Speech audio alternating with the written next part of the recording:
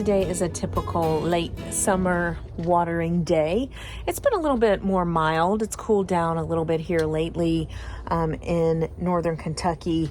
We've been dealing with, I'd say, mainly 80-degree temperatures, so still enough warmth that you definitely need to, every couple of days at least, check on those plants, do a soil test with your finger, just see how dry it is. If it's like a sponge that's been wrung out, a washcloth or something, you're still in pretty good shape.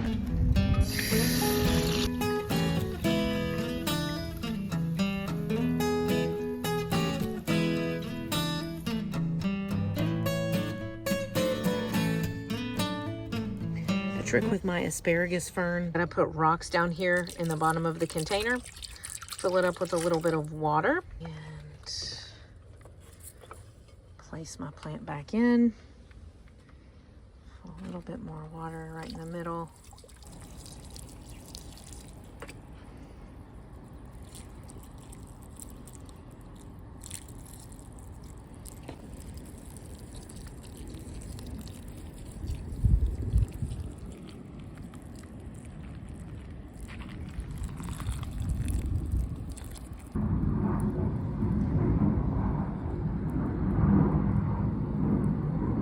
A large part of my focus this year has been on perennials and building up my landscape.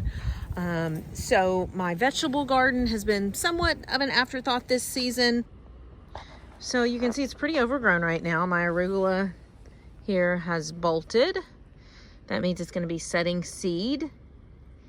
I'm not sure if that'll come back next year, actually, if I just leave it like this. Does anyone know? If anybody knows, please put a comment below.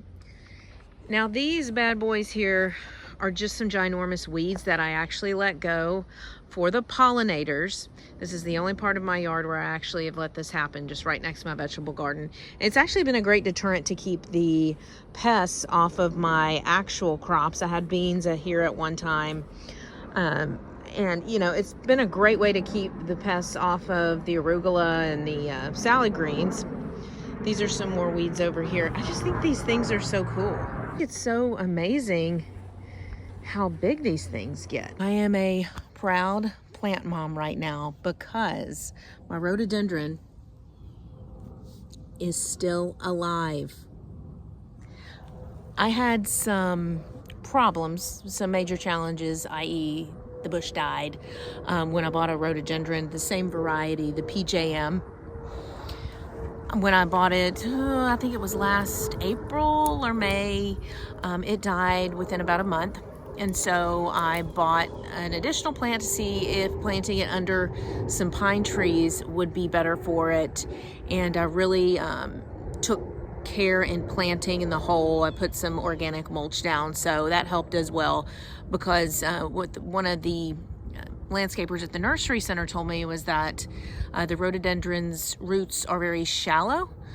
So if you have especially a compacted clay soil, you'd want to put some organic matter in there because that's what's it's really going to feed off of and make the biggest difference for you. And I do think it has made a difference. I mean, I got this replacement, I believe, in July. So here we are in mid-September and still going strong. 3 years ago, we planted some huge thuja arborvitaes on our property in our backyard, and they have done really, really well.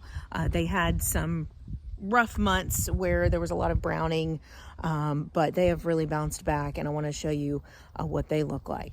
I have been watering these this summer, just giving them a nice long soak there at the base around the rim edge of the bottom of the tree, because, you know, it's just a little added insurance when you have newer trees to get them established.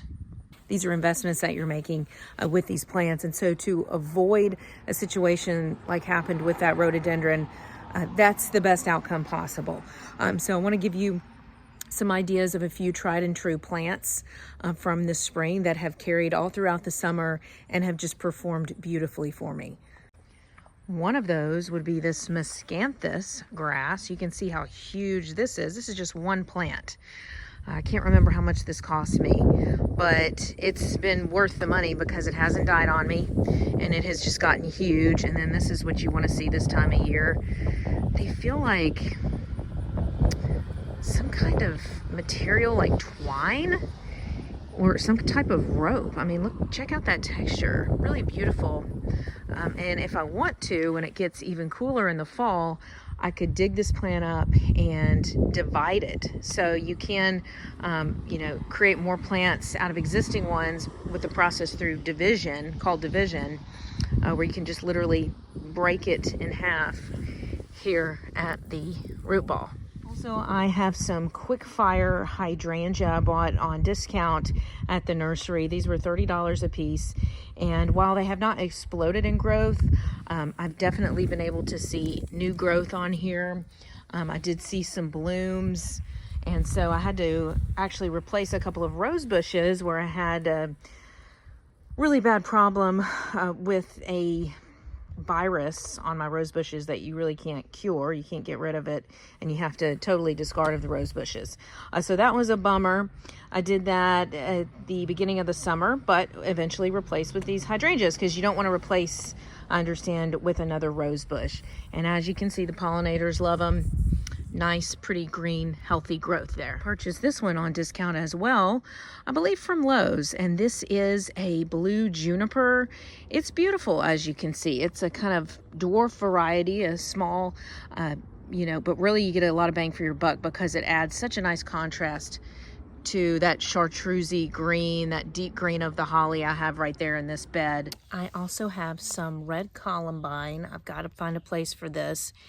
It does spread, so I'm gonna be smart and strategic about where I place that transplant. Also some purple coneflower. People love this. I'm thinking that this should go near the black-eyed Susans. I think that would be a good pairing. I see that done a lot. Also, what do I have here? Tall boneset. I'm not sure what this plant is, but I picked it up at the native plant sale. So, gonna find a home for it as well as some bee balm. Of course, we are not neglecting the time of year. Going into fall, we've got to plant our mums. You can plant mums as perennials. So when you get done with the mums in your containers, just put them in the ground. And supposedly, you know, I'll have to check into what grow zones that would work. But supposedly that's a trick that a lot of people fail to even be informed about. So why not? You know, is what I say. I'm going to try it this year.